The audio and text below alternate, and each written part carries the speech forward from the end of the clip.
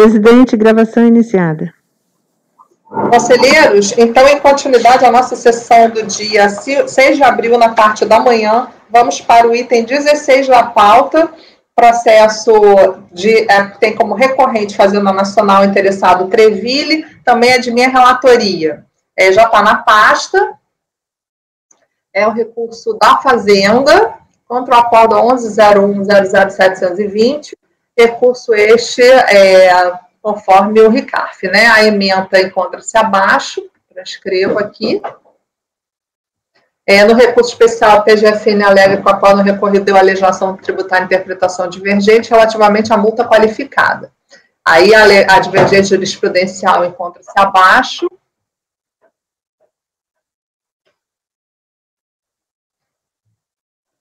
Aí transcrevo.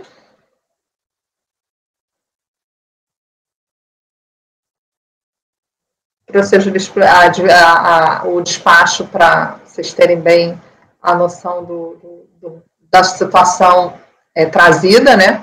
Em 27/11, a contribuinte foi cientificada do recurso, que deu seguimento, apresentou suas contrarrazões, questionando o segmento do recurso, invocando a súmula 14, ausência de pré-questionamento, ausência de cotejo analítico, entre recorrido e paradigmas, e quanto ao mérito, requer que seja negado o recurso, provimento ao recurso especial. Abro um parênteses para destacar que esse processo está em julgamento, a divergência suscitada no tocante à multa qualificada, referente aos autos de RPJ e CSLL, tendo sido aberto outro processo para a contribuição do PIS e da COFINS. Esse não está aqui. Julgamento. Quanto ao conhecimento, o contribuinte suscita em sede de contrarrazões 3 preliminares para o não conhecimento. Quanto às alegações de ausência de pré-questionamento, é importante registrar que tanto o recorrido quanto os paradigmas examinaram situação em que o contribuinte informou suas receitas ao fisco estadual e as omitiu ao fisco federal em parcela significativa, infração bastante conhecida, eis que a fiscalização dos estados é geralmente mais próxima, mais presente que a da Receita Federal. No caso examinado pelo acordo recorrido, a fiscalização verificou que nos documentos destinados ao fisco estadual, livros de ICMS, foram registradas receitas de um montante de R$ 83.058.22363, enquanto que para a Receita, o contribuinte declarou receitas de um montante de R$ 8.355.099.44. Este é o quadro que foi apresentado no termo de verificação fiscal e que motivou a multa de 150. Para o afastamento da referida multa, o que se apontou foi a ausência de fundamentação para a multa e a ausência de exteriorização da apreciação subjetiva da conduta do contribuinte pela fiscalização. Situações que, segundo o contribuinte, não estariam presentes nos casos paradigmas, o que redundaria em falta de pré-questionamento e na falta de possibilidade de cotejo analítico. Por sua vez, sobre a ausência de pré-questionamento, entendo não assistir razão ao contribuinte, eis que a caracterização da divergência não demanda a apresentação de paradigma que traga uma manifestação literalmente contrária àquela do recorrido. Basta a formação de uma similitude fática que dê suporte à formação do dissenso jurisprudencial. Ou seja, não é necessário que se apresente paradigma defendendo o entendimento de que pode haver qualificação da multa mesmo sem fundamentação, até porque não vai existir nenhuma decisão nesses termos. Em casos como este, a demonstração da divergência jurisprudencial pode se dar na medida em que, diante de situação semelhante, o paradigma chega à conclusão diversa, ou seja, entenda que a descrição do mesmo tipo de infração configura, assim, fundamento para a multa qualificada.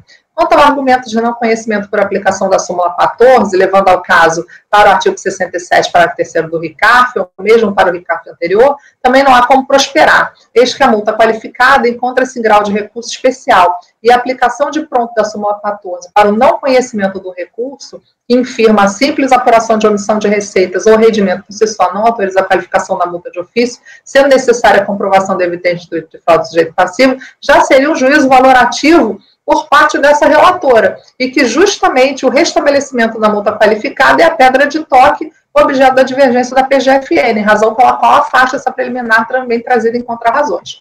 Por ser seu turno de outra feita, ocorre que situações descritas nos casos cotejados, realmente, apesar de acima ter constatado não haver necessidade de serem idênticos, minimamente devem se assemelhar, o que não vislumbro no presente caso. Na verdade, os paradigmas, quando cotejados ao recorrido, não se sustentam ao teste de aderência capaz de devolver a matéria a exame desta Câmara Superior, se não vejamos. A omissão de receita apontadas nesses autos, apesar de relevante, foi verificada em um ano calendário, o ano de 2000. Ao contrário de ambos os paradigmas, onde a fundamentação para a qualificação teve o contexto a prática reiterada. Aqui não houve discussão acerca da reiteração da conduta. A questão para a qualificação originou-se da receita omitida em montante significativo no ano de 2000, quando comparada à receita declarada ao fisco estadual. Abro um parênteses para destacar que esse processo é de RPJ e CSLL, não tendo sido aberto para outro processo para PIS e COFINS, que é o processo aí que eu citei de final de 2005-85, alertando que a reiteração não foi um fundamento nem mesmo do acordo da DRJ, está lá nas folhas 9 e 38, em que até lá se aventa a possibilidade de uma conduta reiterada em PIS e COFINS nos anos 2009 a 2002, mas que por conta de uma apreciação subjetiva da conduta do contribuinte, de modo a permitir o conhecimento da defesa e a defesa pelo autuado. Assim, mais uma vez, não vejo como trazer para a discussão da reiteração para esses autos, que traz no bojo o IRPJ e a CSLL para o ano calendário de 2000. Ainda no contexto do recorrido, o contribuinte apresentou o DIPJ para o ano calendário de 2000, em valor substancialmente menor, vale dizer, ao declarado ao fisco estadual, e sua alegação foi erro no preenchimento. Em nenhum momento houve qualquer declaração entregue de forma zerada em vários anos de calendário. Esses pontos, para mim, têm relevância para delimitar os conjuntos fáticos e apurar se há ou não dissenso jurisprudencial.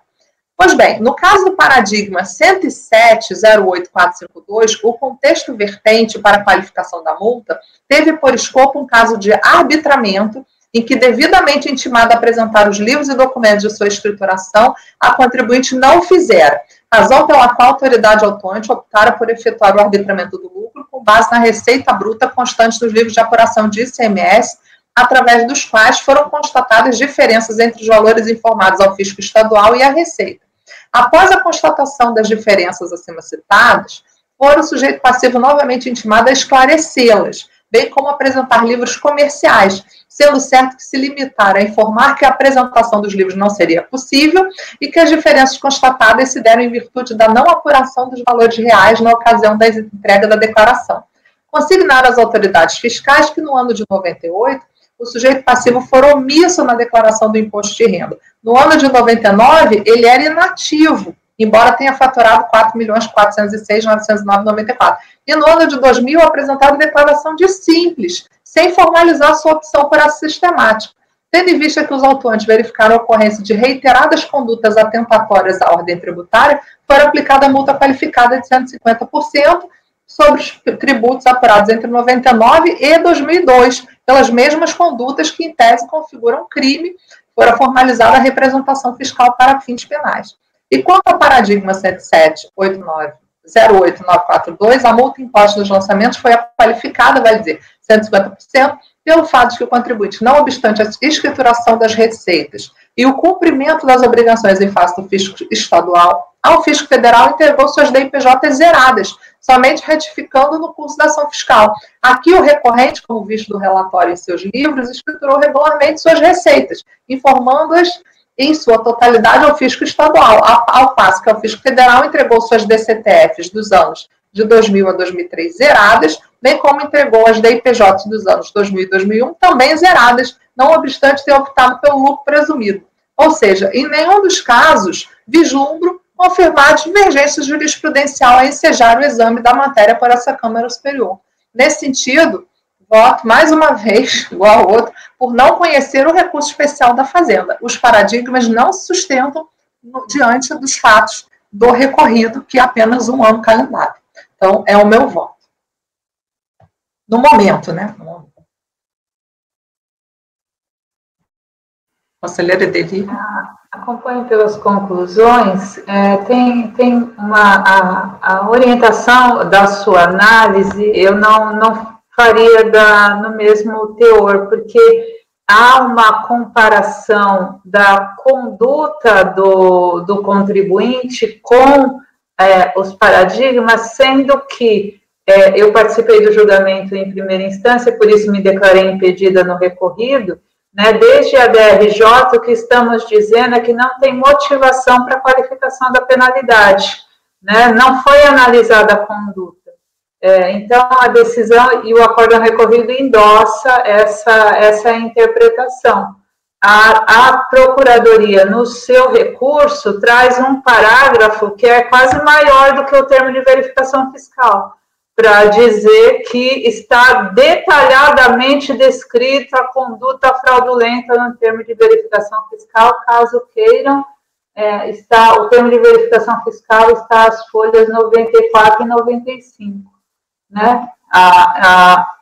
Então, nem a descrição dos fatos tem esse suporte, quanto mais a qualificação da conduta para fins de imputação da multa de 150%. Então, a Procuradoria precisaria, para trazer para caracterizar a divergência, trazer acordos em que a conduta fosse suficiente, apesar da não imputação da motivação da penalidade. Então, eu construiria dessa forma a falta de similitude, não pela conduta. Por isso, acompanho pelas conclusões. Ok. Lívia, como vota? Eu também acompanho as conclusões da doutora Edeli. O principal do acórdão recorrido não houve fundamentação. Então, a Procuradoria tinha que ter achado um acórdão que falasse não houve fundamentação ali na multa, mas no TVF estava, enfim, alguma coisa que dialogasse com essa ausência de fundamentação, que é fato e que é motivo do recorrido, né? Então, eu acompanho o não conhecimento pelas conclusões. Ok. Conselheiro Fernando, como vota? Presidente, com a relatora integralmente. Conselheiro Toselli, como vota? Eu também acompanho, presidente. Conselheiro Matosinho, como vota? Presidente, vou acompanhar a conclusão, mas na linha que ele sugeriu. Ok. Conselheiro Alexandre, como vota? Com a relatora, presidente. Conselheiro Caio, como vota? Tá, tô ouvindo não. Com a relatora, sem ressalvas. Ok, então negado o conhecimento por unanimidade pelas conclusões Edeli, Lívia e Matosinho, certo? Deixa eu fazer. DV, Edeli. Ok, então vamos para o item 17 da pauta, de relatoria do conselheiro Caio, recorrente Fazenda Nacional, interessado Unicom, União de Construtoras. Conselheiro, quando estiver pronto, o senhor está com a palavra. Obrigado, presidente. O processo está na base. Trata-se de recurso especial interposto pela PGFN contra o acórdão 1301-3828, de 16 de abril de 2019, proferido pela primeira da terceira Câmara da primeira sessão, que deu provimento parcial ao recurso voluntário. Em resumo, a contenda tem como objeto a exação de IRCS, PIS e COFINS do ano calendário de 2004, correspondente à infração de omissão de receitas, presumidas com base no 40, referente à constatação de ausência de registro de pagamentos efetuados ao exterior e a movimentação desses tais valores lá fora, acompanhado com a qualificação da multa. Tá, aqui é mais um caso de Beacon Hill. Registre-se que o celeuma que prevalece é apenas em relação à qualificação da multa ordinária. Eu trago aqui um breve resumo que eu posso resumi-lo mais ainda, no sentido de que a DRJ negou provimento à impugnação da contribuinte, mantendo integralmente o lançamento e as penalidades. A inconformada recorrida vem ao CARF, reiterando todas as alegações, inclusive afastamento da multa de ofício.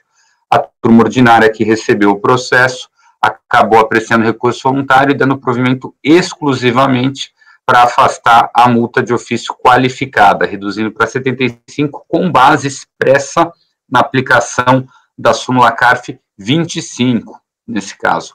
Intimada a Procuradoria não embargou, apresenta diretamente o especial, visando demonstrar uma suposta existência de dissídio jurisprudencial em relação à manutenção dessa multa duplicada, em razão do claro intuito de fraude, com base na forma como a omissão de receita se deu com essa remessa ao exterior.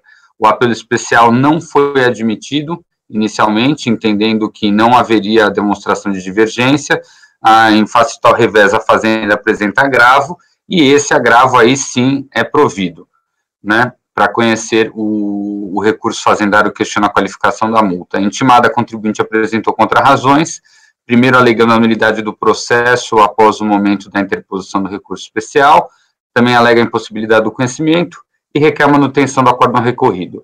Da mesma forma, a contribuinte interpôs o seu recurso especial, mas esse teve seu segmento denegado. Devidamente cientificada, a contribuinte não agravou. Presidente, esse é o relatório, eu vou passar de admissibilidade. Reitere-se a tempestividade do especial fazendário, conforme atestado no despacho de admissibilidade de agravo, né, no despacho de agravo. Considerando a data da sua interposição, ele está sendo processado pelo artigo 67 do anexo 2 vigente. Como relatado, a contribuinte ofertou contrarrazões e, primeiro, alega a nulidade parcial da demanda, né, além do não conhecimento do apelo e a manutenção da decisão recorrida.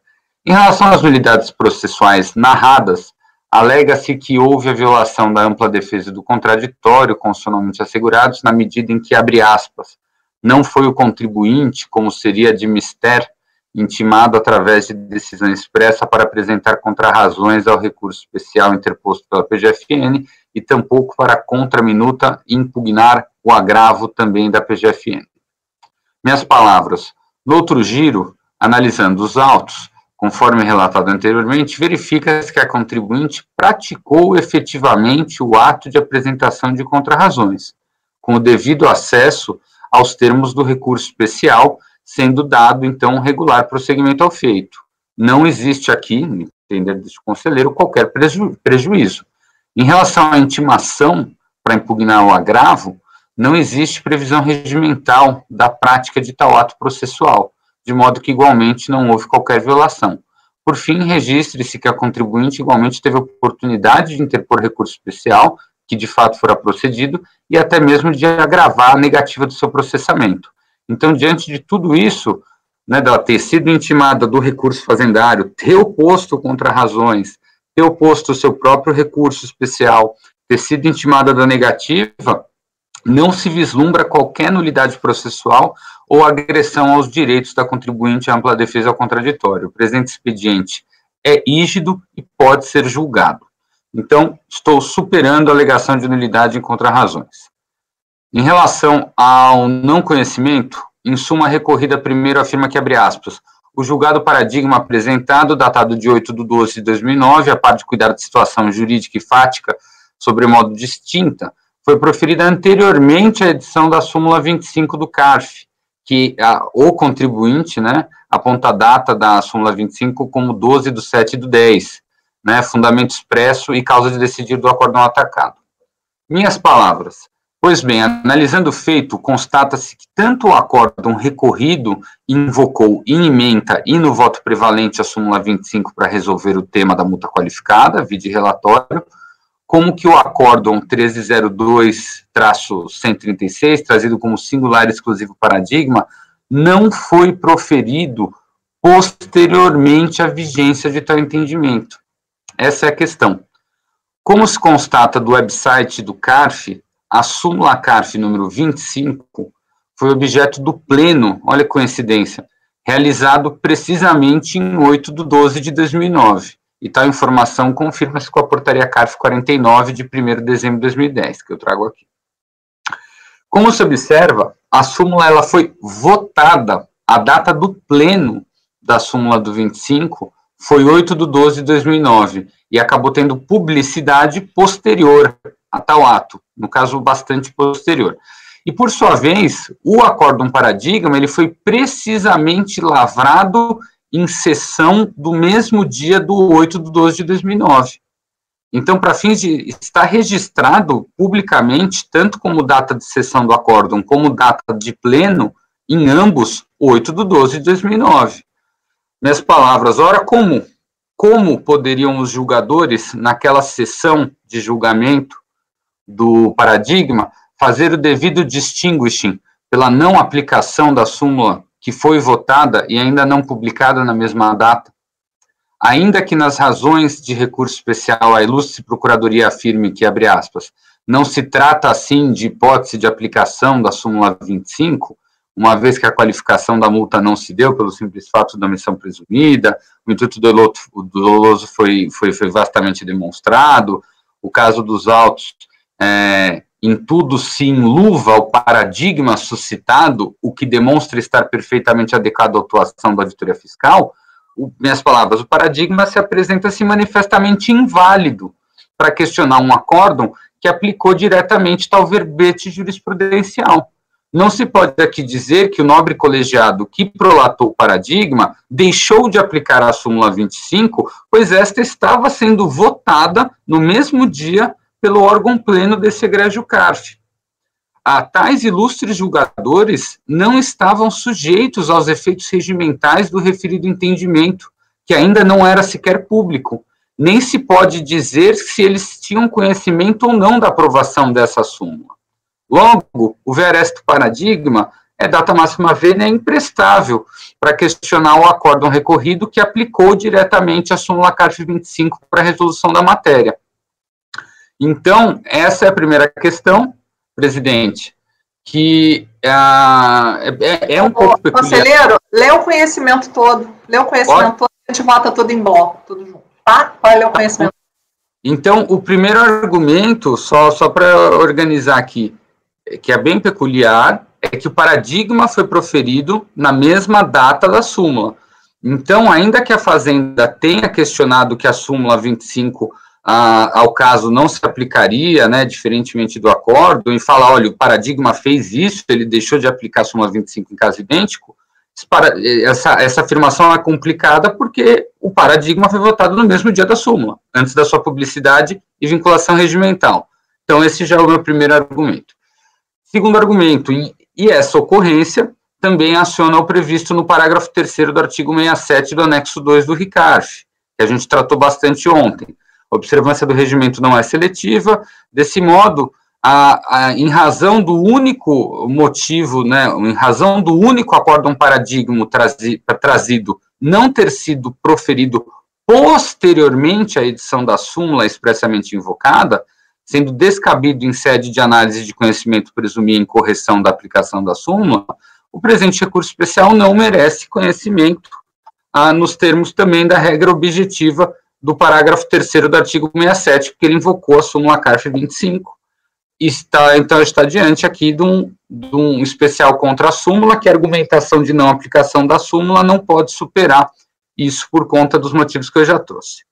E caso superado esse óbice do parágrafo 3º do artigo 67 como segundo fundamento de não conhecimento, no apelo especial fazendário, expressamente defende-se que o acórdão paradigma acima evidenciado foi claro, em caso análogo ao presente, em manter a multa de 150, uma vez constatado evidente intuito de fraude, em hipótese igualmente de remessas para o exterior de recursos, com base em presunção legal de omissão. Porém, analisando o próprio paradigma, verifica-se que o acórdão, né, em questão teve como cerne para a manutenção da duplicação sancionatória, que é a matéria recorrida, né, uma sentença prolatada pela meritíssima segunda vara criminal de Curitiba, do Poder Judiciário, da Operação Banestado, reconhecendo na sentença a prática de crime. Então, no paradigma, o principal fundamento para manter a multa é a existência já de uma sentença criminal, né? E no presente caso, não foi isso. No presente caso, foi a própria questão do contribuinte ao remeter recursos ao exterior e não registrar, isto seria, então, uma prática dolosa. Então, resumindo para os colegas, que eu até trago aqui um excerto do TVF, as folhas 173 dos autos, que o fundamento, né, para a qualificação não tem nada a ver com sentença criminal, e o próprio auditor, né, a autoridade que lavrou, fala contribuinte em tese, né, usou até o em tese, né, ao não declarar em sua DIPJ 2005 receitas auferidas em suas atividades, omitiu informações das autoridades, em tudo, e, em tese, nos moldes dos artigos 71 e 72 da 4502, cometeu crime tributário de omitir declaração, parcial ou totalmente. Esse é o motivo exatamente para a qualificação da multa. Exatamente diante da motivação que o acórdão recorrido aplicou a súmula CARF 25. Resta claro que o arcabouço fático fundamental e o motivo determinante para a manutenção da qualificação da multa no paradigma, a existência de uma sentença criminal contra o contribuinte referente à lavagem de dinheiro, evasão de divisas e sonegação, é muito distinta da do presente caso e não está presente no processo em tela. Dessa forma, este é o terceiro motivo para não conhecer do fazendário, que é a ausência de similitude fática e, por consequência, de dissídio jurisprudencial. Presidente, então, esses são os três motivos pelos quais, né, eu entendo que eles são prejudiciais entre si, mas esses são os três motivos pelos quais eu não conheço do recurso fazendário. Ok, conselheira Edeli, quando estiver preparado, só toca a palavra.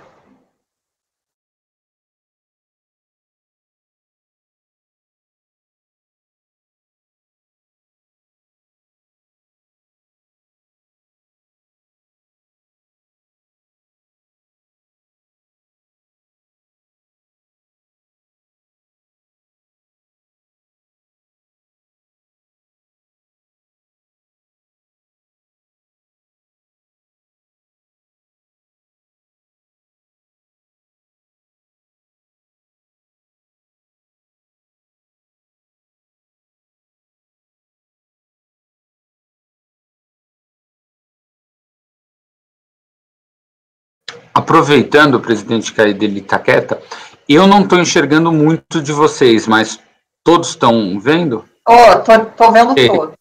Era só para confirmar, obrigado.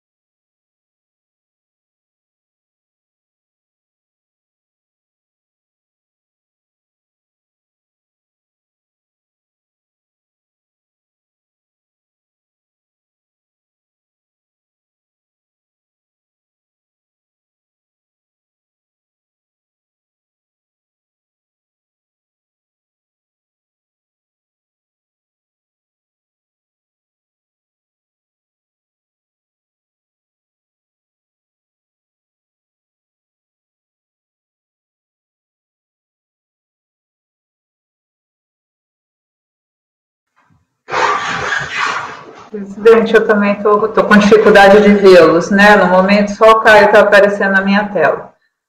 Mas estão todos aí. Estou te vendo, estou vendo todos. Acompanho o relatório pelas conclusões, né? Divirjo do impedimento à apresentação de recurso contra acórdão que aplique súmula, né? Porque a questão, como já manifestei nos votos anteriores, a divergência se estabelece em relação à questão precedente.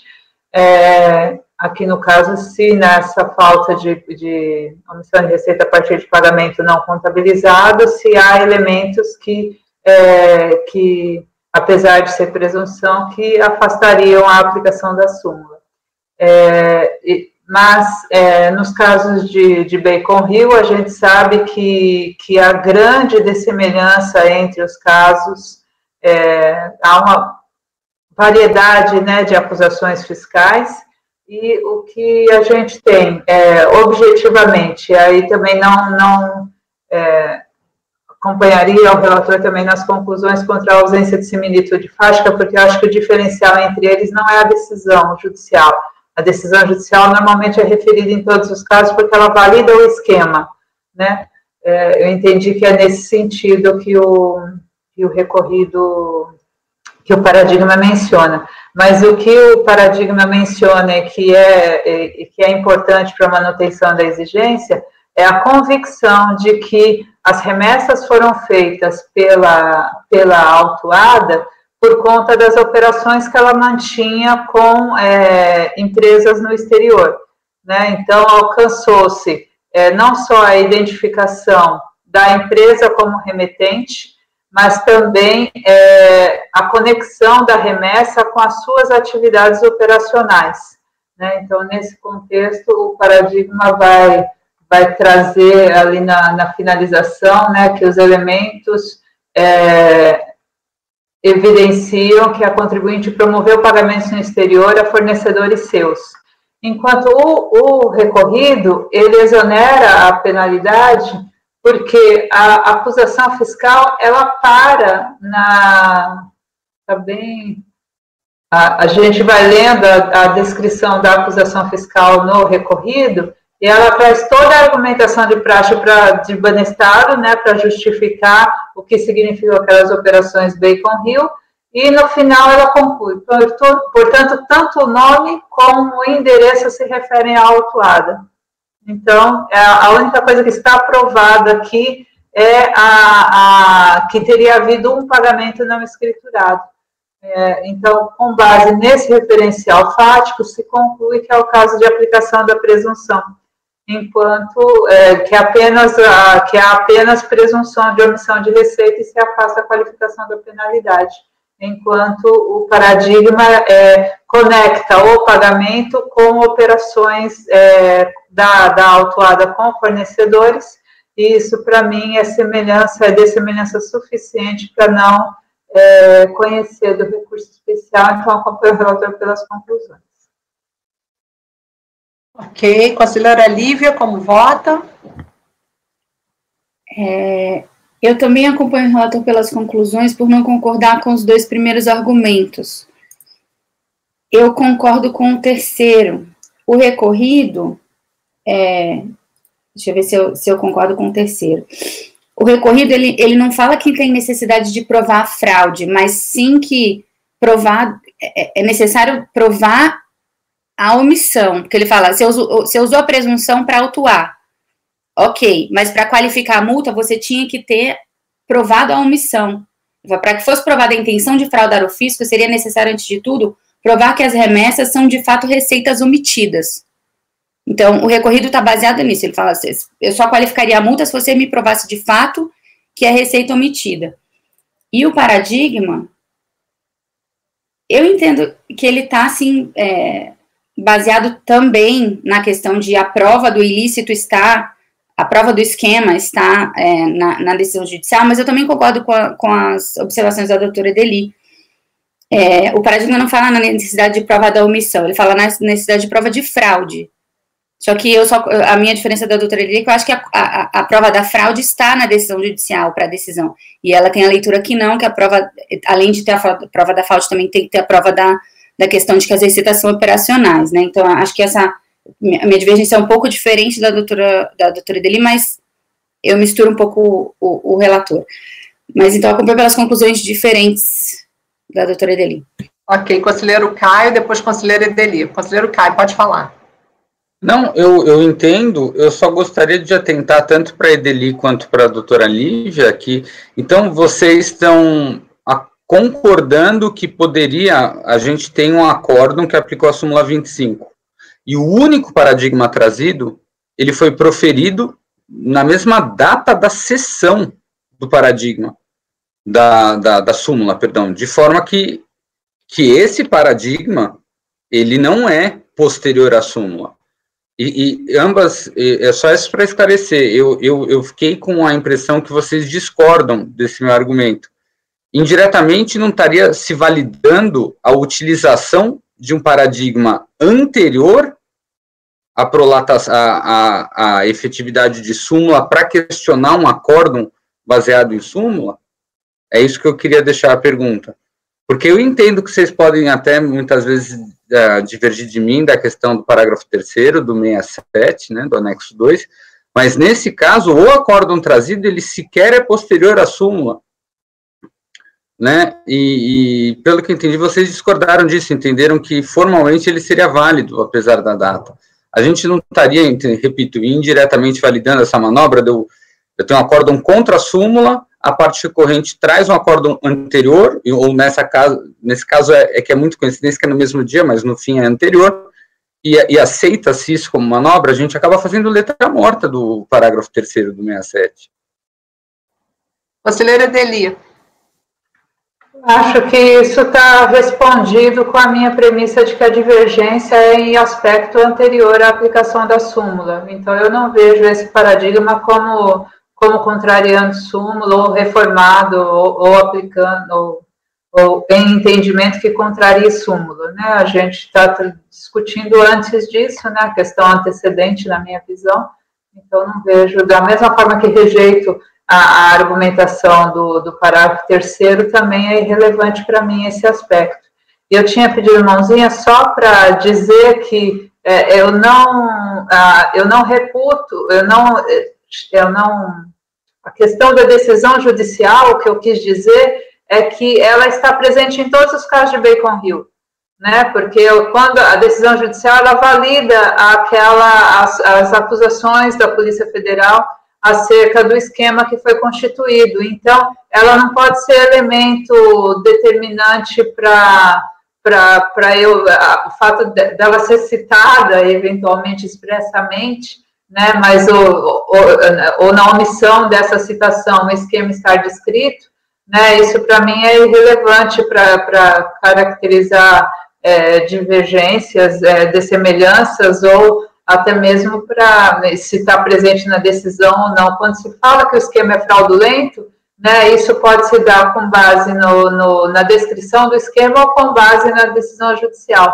Então, eu só quero dizer que ela é fato que está sempre presente, então não é a referência a ela que, na minha opinião, justifica a qualificação da penalidade e que causaria um diferencial para não caracterizar a similitude.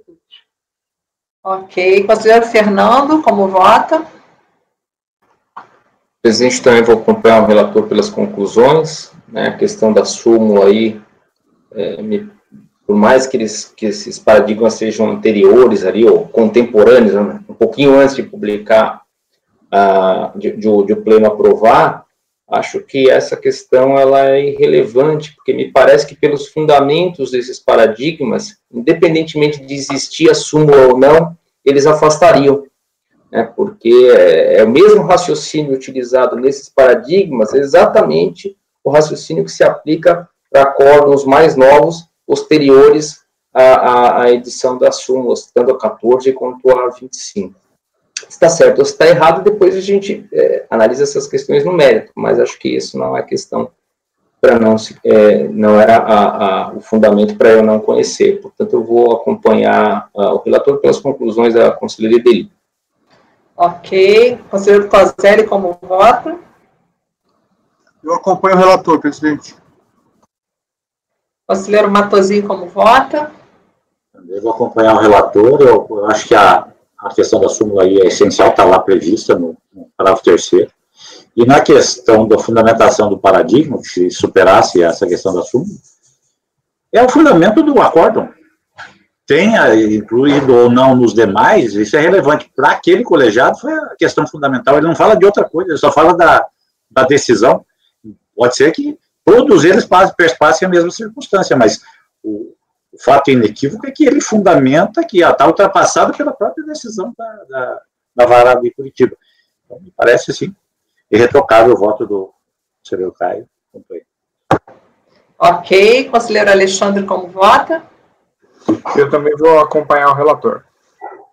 Eu vou acompanhar a divergência da conselheira Edeli, então ficamos negado conhecimento por unanimidade, pelas conclusões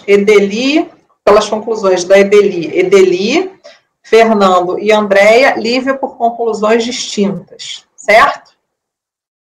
Ok? Vou fazer dever Edeli. Passamos agora para o item 18 da pauta, recorrente Fazenda Nacional, interessado APK, Logística e Transporte, relatoria da conselheira Edeli. Conselheira, quando estiver pronta, só está com a palavra. Só confirmando, a Lívia está conectada, né? Eu não estou vendo. Estou aqui. Tá.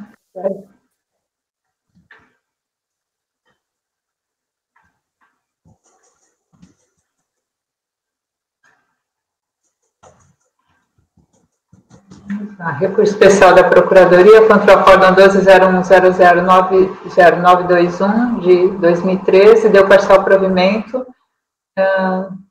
Aqui, exclusão eram lançamentos de IRPJ, CSL, PIS, COFINS 2006, omissão de receita por confronto entre receitas registradas no livro razão e aquelas lançadas no livro de escrituração de ICMS e outros documentos fiscais, depósito bancário de origem não comprovada e saldo credor de caixa.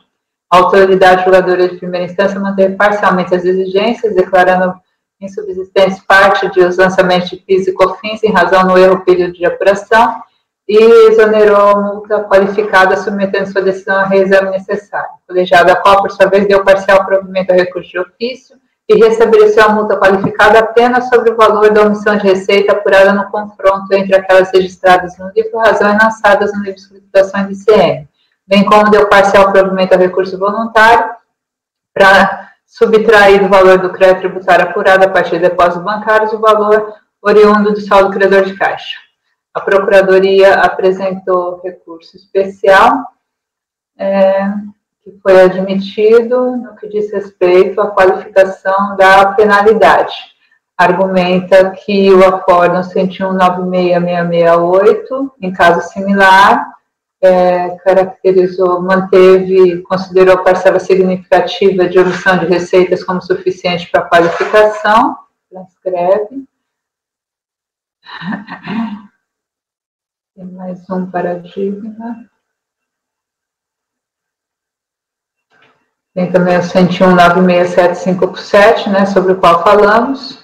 Um outro aspecto se agrega a essa similitude, qual seja o lançamento por presunção de omissão de receita decorrente de depósito bancário não comprovado. Nas circunstâncias decididas no paradigma caracterizada a conduta dolosa, não cabe à esfera administrativa afastar a aplicação da multa qualificada.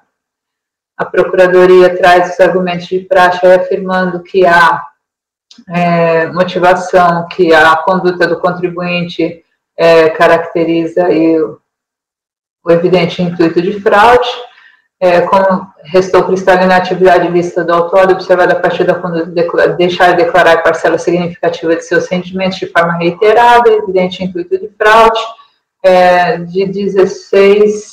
são 16 milhões omitidos, foram creditados 25 milhões, tendo o autor registrado tanto na DIPJ quanto na contabilidade, o recebimento apenas de 8 milhões, correspondente a 32% do creditado de suas contas bancárias.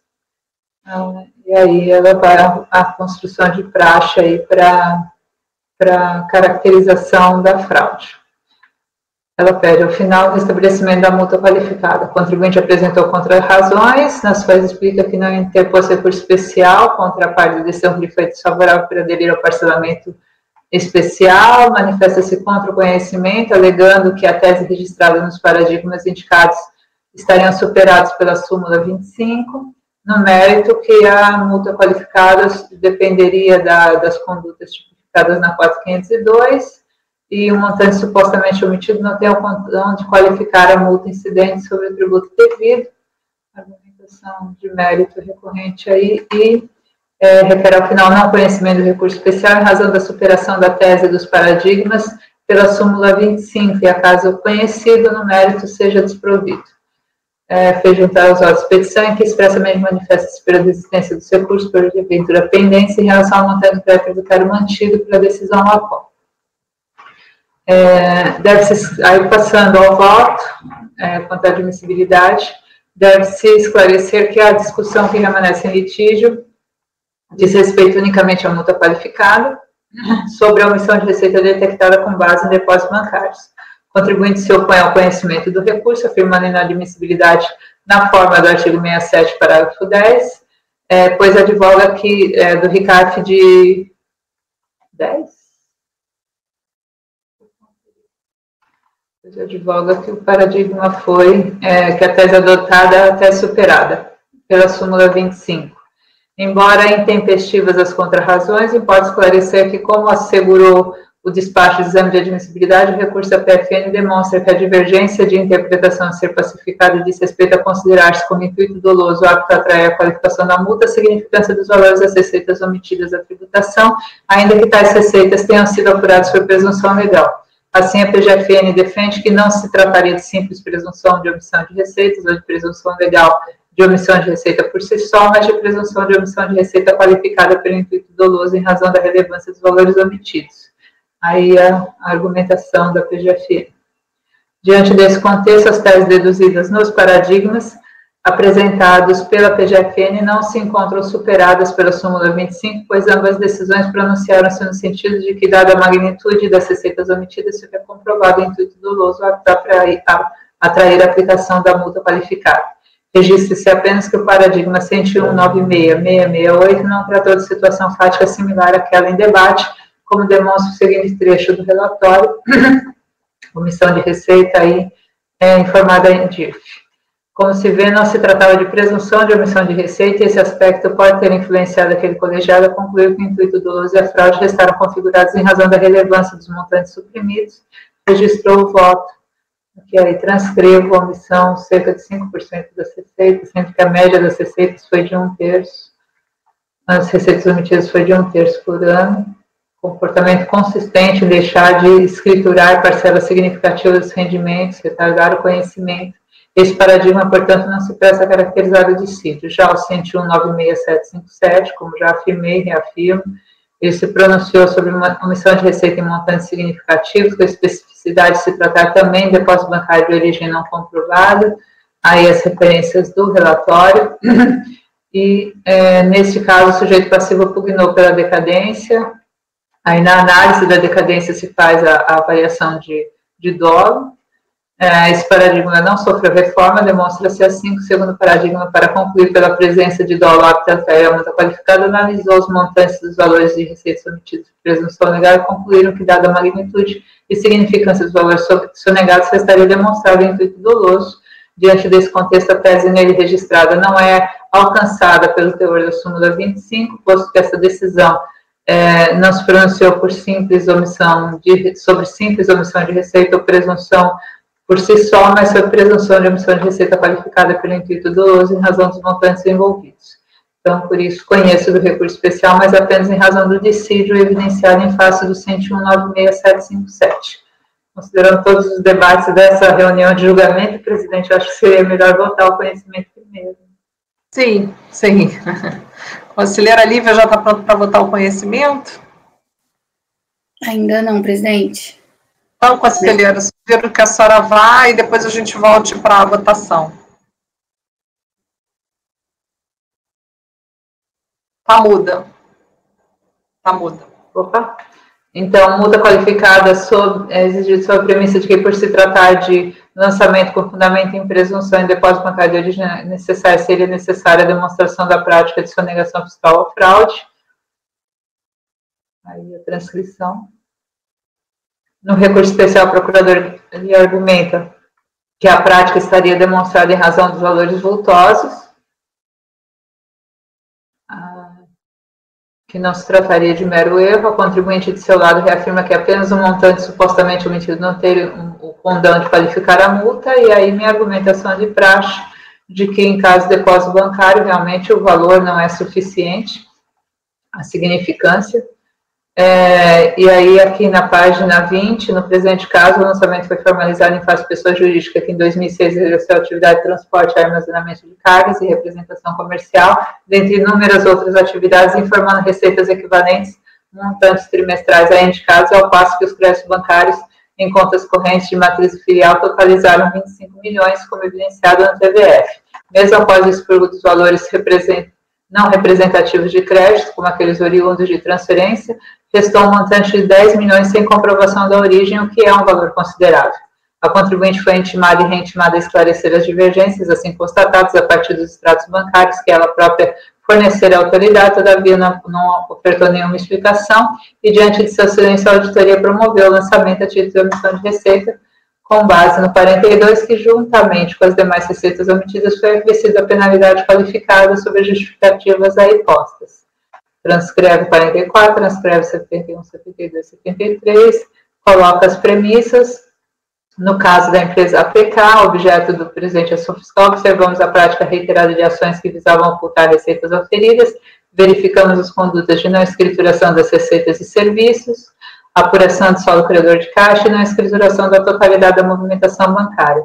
Diante do relatado, não podemos considerar tais fatos como simples erros, e sim como atos conscientes do contribuinte com o intuito inequívoco de evitar conhecimento da matéria tributável, artigo 71, da 4502, multa qualificada.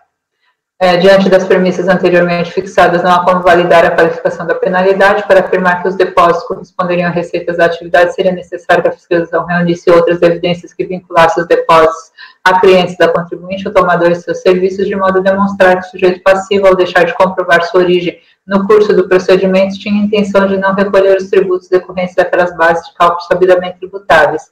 Já se afirmou que a presunção legal permite que o fisco promova a exigência ainda que o sujeito passivo não se desincumba seu dever de escriturar, porém a reiterada constatação de receitas presumidamente omitidas não é suficiente para a qualificação, pois não permite concluir que o sujeito agiu ou se omitiu dolosamente para impedir ou retardar total ou parcialmente conhecimento por parte da autoridade do fato gerador, ou mesmo para impedir ou retardar sua ocorrência, entendo aplicável a súmula 25, e por isso nego o provimento ao recurso especial da PGFE.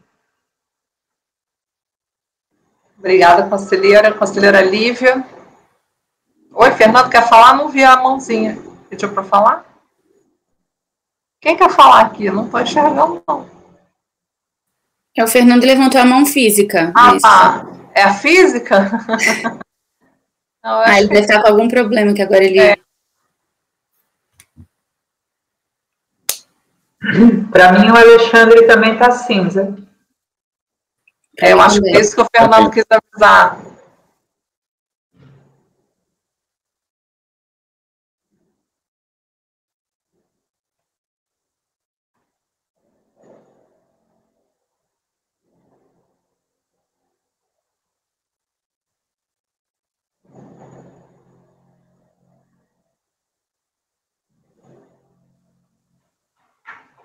Alexandre perdeu a conexão. Estou falando para ele voltar, sair e voltar. Ele mandou uma mensagem aqui que ele está com problema. Mais um aqui para o meu padrinho. Depois eu vou sair para limpar.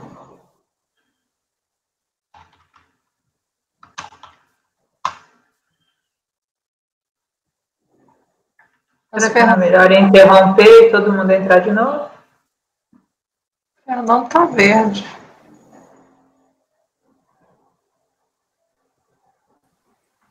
Eu acho que vamos parar a gravação, né? A gente para, sai e todo mundo.